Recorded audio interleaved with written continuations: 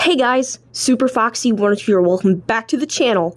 As you can see with the title, I'm going to be doing a review on a haul of things that I got under the span of 3 days. So with that, it's story time! Starting from June 21st through to the 23rd, I went on a family birthday getaway that my biological mother had planned out and paid for. Days before the time came for us to leave my grandparents' house, we had to book a place to stay. Originally, we were supposed to be staying at some cabin in the middle of the woods, but due to some technical errors, we ended up having to book a stay at a hotel. Besides Kim, those who were part of this trip included myself, my younger half-siblings Haley, Audrey, and James. Then over top of that, there was also Kim's friends who joined and provided a ride for us in their van. Just to be clear, there were 3 different seating areas sectioned off in the vehicle. Kinda cramped if you think about it. Up front in the driver's seat was Erica, and then sitting in the passenger, her boyfriend, Thor. Sitting down on the second set of seats behind them was Erica's daughter, Gabby. She had to ride in a car booster seat. And then you had me and Kim. As for the very back, obviously that's where my siblings sat. The hotel we ended up booking a stay at is called Holiday Express Inn. From my grandparents' house and whoever those other people live, the drive took about 3 hours just to get to where we needed to be for the day. Of course, in order to figure out how to get to where we needed to be each time we hitched a ride, we had a GPS tracker set up on the touchscreen that was built into the dashboard up front. On the way there, about 30 minutes away from the hotel, not only did everyone need to use the bathroom, but we were all starting to get hungry and thirsty too. Keep in mind, the only thing I had eaten all day were 2 ham and cheese cracker Lunchables, and then a honey bun over top of that, but that's when we were still in my city. By the time then, I felt like I was starving. From there, we all collectively agreed that we'd make a pit stop to a gas station. So with that, we stopped at a nearby 7-Eleven. Everyone took a bathroom break, snagged a few snacks, and then some of us got slushies. I'm not sure about everyone else, but for me, besides the variety of snacks we all got for ourselves, that of which I can't remember too much of since most of it got wasted, Kim bought me a reusable, golden reflective plastic souvenir Slurpee cup that I absolutely filled to the brim with a mix of the flavors for both those of cherry and Coca-Cola. 10 out of 10, bussin'. As from what you can see, it comes with 2 pieces. Obviously, the lid. For the opening where the straw goes, we got like this little hexagon shape. Lovely. And then, of course, the outside of it's golden. But then on the inside, it's just a plain, like, white reflective color. Not really too big of a fan of that. But moving on to the actual part of the cup, here we got the Slurpee logo if you stick it sideways, and of course it's got the reserved sort of thing for it, probably for like copyright and junk.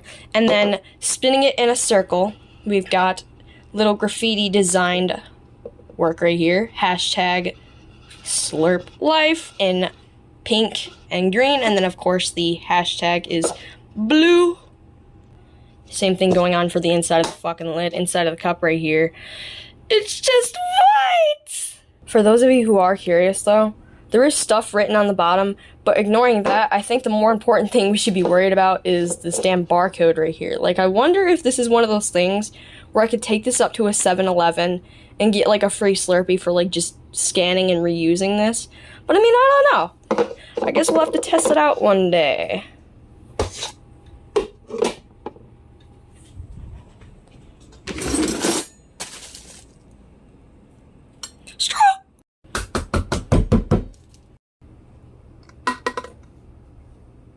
That is the completed look. Once we left the gas station, almost everyone in the van had taken a nap. Instead of continuously making pit stops, we just decided to push through the rest of the car ride. So that's when we made it to the hotel. It was actually a pretty decent sized building. A few stories high at that. Anywho, parking in front of the building entrance to the lobby, we were able to acquire a baggage carrier for all of our luggage. Upon having our stuff gathered onto the port, we all stood around and waited until everyone was ready to enter the building. Out front, there was this sort of dog statue that was bolted down to a slab of concrete sitting on top of a rock garden. Now that I say this, it was more of an art piece rather than just a silly little statue. It actually looked pretty cool. Almost like a lifeguard or a beach bum, but in the shape of an animal, you know? The name of it, I want to say, was called something along the lines of Sparky Life Dog in relation to some Year of the Dog sort of thing, but I don't know. Entering the lobby, we were able to get key cards at the front desk for the 2 different rooms that we each stayed in. Now, this isn't the first time I had to stay in a room like that. A few years ago, when I went on that trip to Cedar Point, it was only one day that we stayed overnight, but it was at this motel called Wolf Inn. The only difference between that and this is the fact that the motel was ground level. 1 to 2 floors! Ugh. As for the hotel, I want to say that it had like 3 to 5 floors, maybe a little less than that. Now, that's not a problem until you think about how the only way you can get up and down each floor is through the elevators they have. There were no stairs at all, nothing but a lift. Now imagine if there was an emergency and the only way you could get to ground level is the elevator. Not only could that shit break down, but it could also free fall into oblivion and people can end up either injured or killed. Kinda sketchy if you think about it. Like, I understand they have that so people can push their baggage cart from one floor to the next without having to put any effort. But the fact that it was the only way of travel from getting to one floor to the next, that shit had me nervous as fuck, I'm not gonna lie. Don't get me wrong, I did explore the place a little bit by going from one floor to the next while pretending I was in some backrooms building level, but that was long after we made it into our rooms and settled down.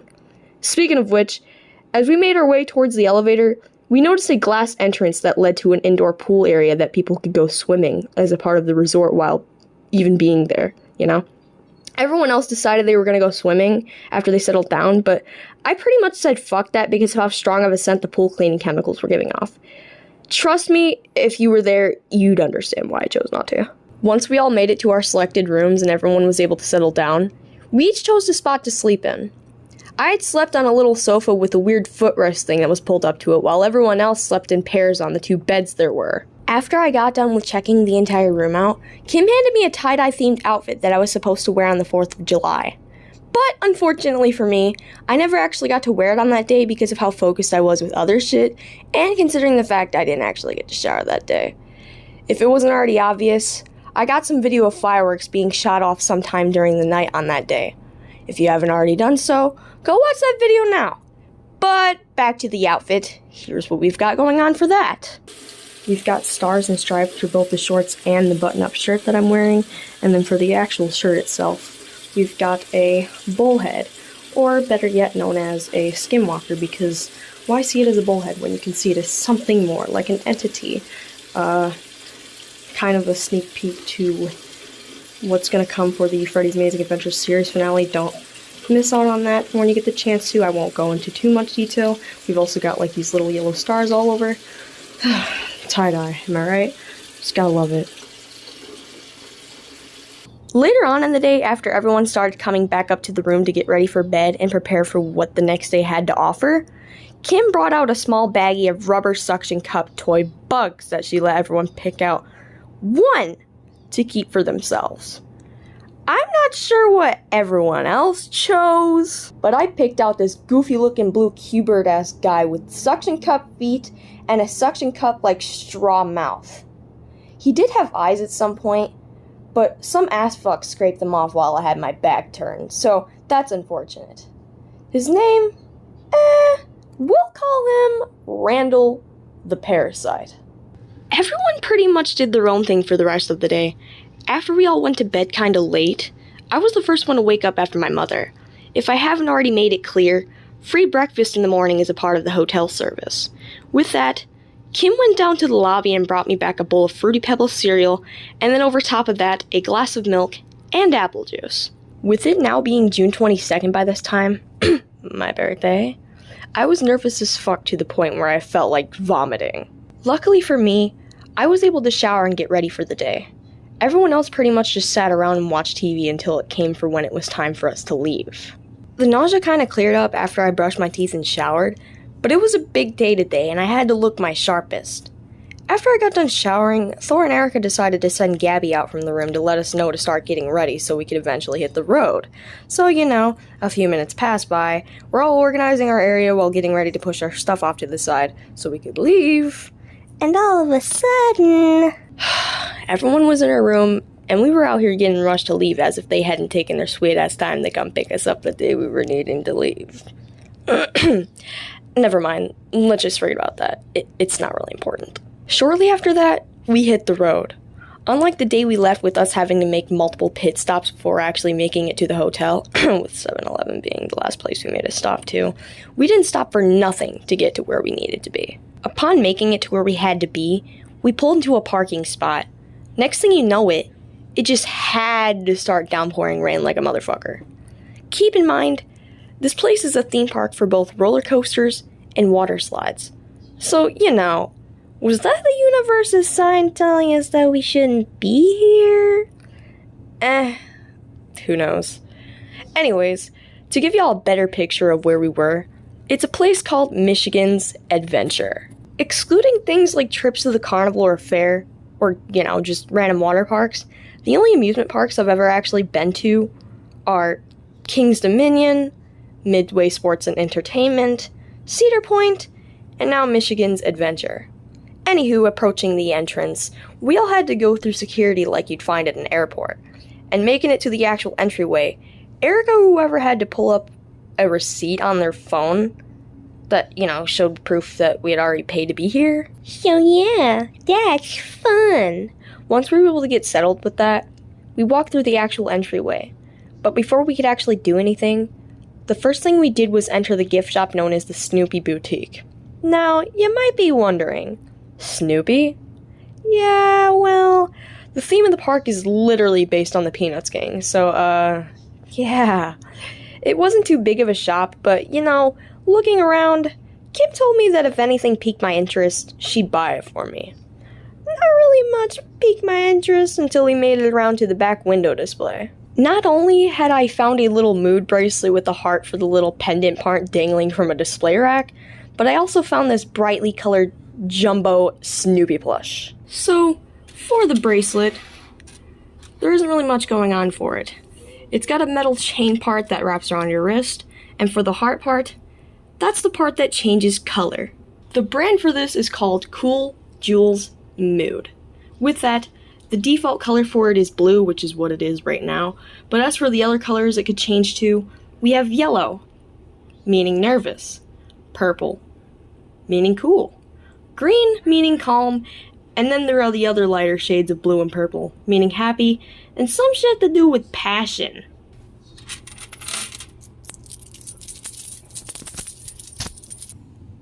Yeah!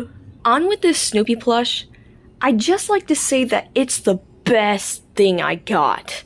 Standing at approximately 16 inches tall, we've got this white tinted pink coloring going on for him. For his head and body, we've got a lighter shade of pink going on for it. But looking at the spot on his back, along with his ears, socially distanced eyebrows, can't even see them because they're under his ears, his eyes, nose, mouth, and collar, they look to be a much darker shade of pink. Nice tush tag, dude. Oh, speaking of tags, showing off the one that he's got attached to his left ear, as from what you can see, it's got him in his default colors, sleeping on his little red doghouse, with 2 paw prints, and then the Peanuts logo on it, and then flipping it over, it says here, hold on if I can get it, designed and manufactured exclusively for Cedar Fair, which apparently is some sort of entertainment company. For those of you who want to know more information on this sort of thing though, just go to the website, it's written below all of that, www.peanuts.com. And that's a copyrighted label for a company called Peanuts Worldwide LLC. After having those paid for, I was given a see-through plastic bag which had 2 things shoved into it. I'm obviously talking about these 2 things. The jumbo Snoopy plush and then of course the mood bracelet. On it, printed in blue, are all sorts of names belonging to other amusement parks in regards to this one. In a way, I find that kinda neat, but it makes you wonder if they're all working under the same company in order for them to all be written there in the first place. I mean, hey, could be a possibility. Moving on, that's when we all decided that we needed an access code so we could store all of our belongings in a locker. Once we got to do that, I was pretty much empty-handed until we made it to the actual park. Like, I didn't even have my phone in hand. Had my ass out here raw dogging it. Just to be clear, I didn't go on any roller coasters. After the shit I went through a few years back with my body going through shock from being in the heat with a beaming sun all day, I just decided I was going to stick to the area in which the water slides were at.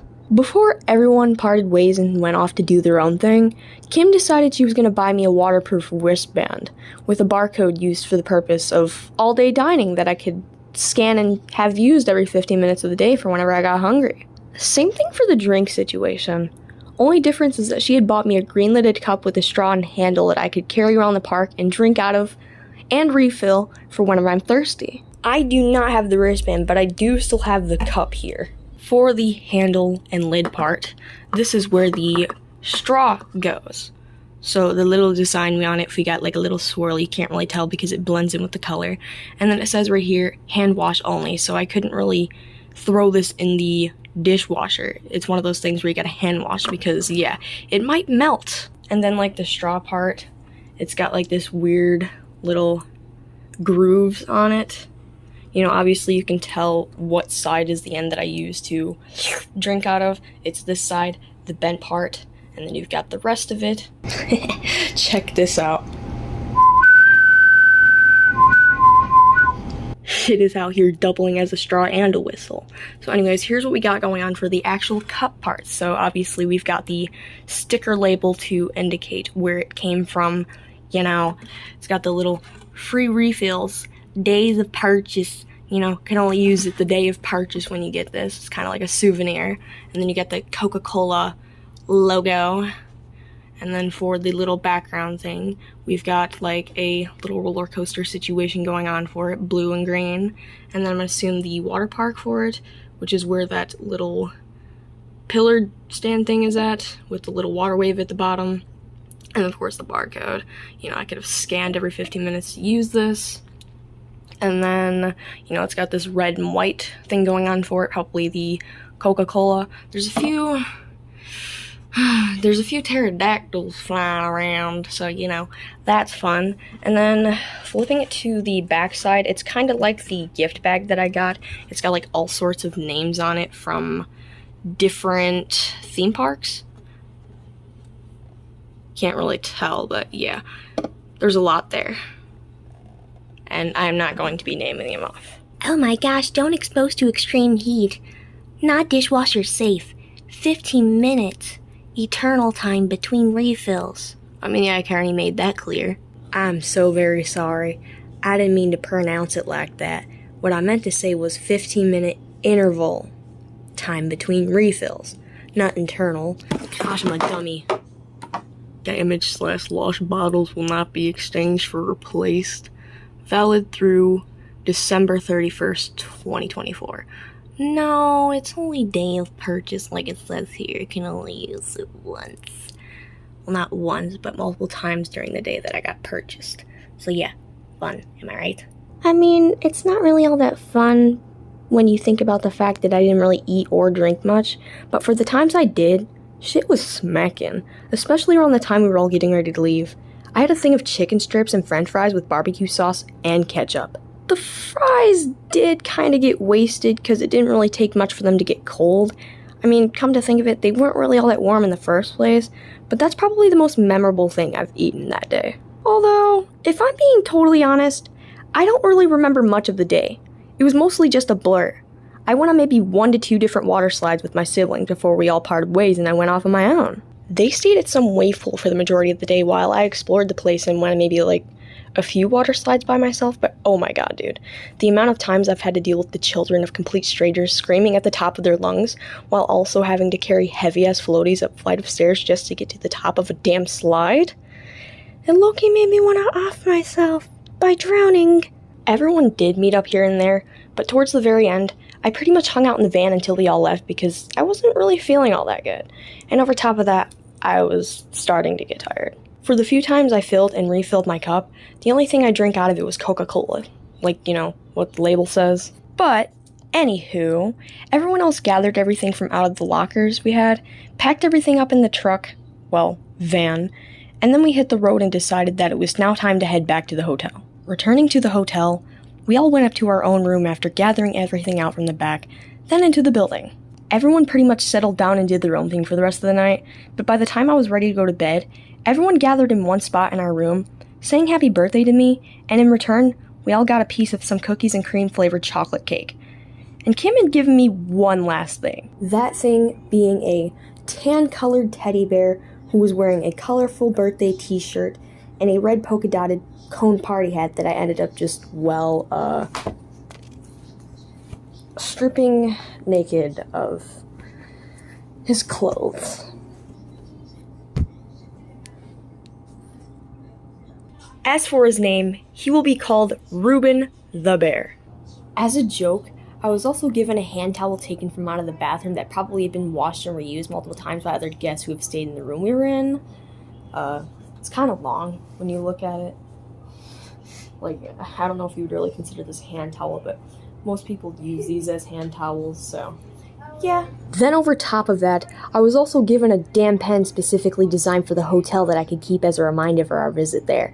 Both pretty much acting as a souvenir. Everyone took a while to awaken, but as for me, due to everything I had eaten and drank for the past few nights, my stomach decided it wasn't going to agree with me. Long story short, I was in the bathroom for a very long period of time. Waking up the next day after passing out all slumped over with it now being the 23rd, this is the day we all had to return home. Upon leaving, we pulled up to a field nearby and Kim handed everyone a can of silly string. I, for one, got 2 cans, one pink and one blue, and then as for everyone else, I think there was a mix of orange, green, and purple colors, but I don't remember.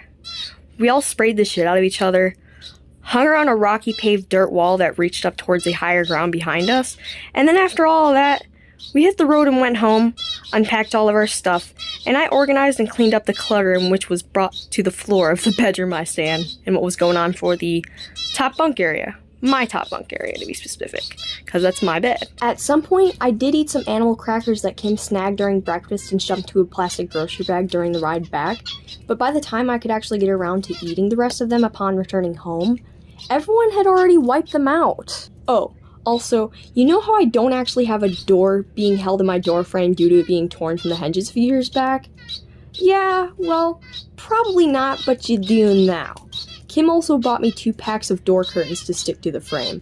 For the first pack, the streamers are silver with a colorful reflective surface. A day after my sisters left to go visit their grandma on their dad's side, and my brother went to his friend's house to stay or whatever, parts of the rooms were rearranged and organized, and the curtain was put up. When they all returned home, I was unaware of the destruction they'd all end up causing, considering it was draped into the floor. After that happened, it had to be taken down and put back up, and that's when she got my grandparents to buy another one around some time they decided to go do their weekly grocery shopping. Taping it back up and assembling it onto the original piece after it's been ripped from the seams and little hook rope thingies that had been holding it up, I had to trim it down a bit at the very bottom because even with them both being taped all the way up to just below the ceiling, it was still draping the floor like crazy. Unfortunately though, after a while, due to children constantly running in and out of the room and being their hyper-destructive selves, it ended up getting torn from the wall, and some of the tinsel got ripped out and thrown away. I eventually taped it back up, but by around this time, Kim went to the store with my grandparents so she could cash her check, and she bought 2 replacements for it that were exactly the same as the original piece, with it being all colorful and reflective in the light rather than just plain silver. I was able to string them up and fix the mess that was caused, and I even trimmed them down at the bottom too. But with that said, here's a view of how that looks.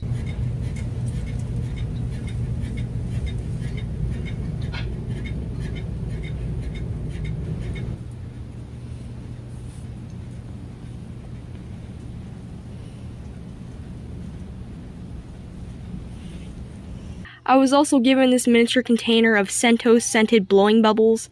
Obviously, as from what you can see, we've got a dark blue and a light blue color going on for the sticker label part. It's got like this little splatter crayon sort of design, I guess you want to say. And then it's got like a little face on it, silly looking. Since you would consider this a toy, I am going to name this little guy Bubsy Soap, the Bubble Maker. The scent is blue raspberry. Well, that's all I have to say for that. With that, there concludes the Storytime and haul. I hope you all enjoyed this video. If you did, be sure to like, comment down below some video ideas, and subscribe for more content just like this. I'll see you all in the next video. Stay tuned for that. Bye!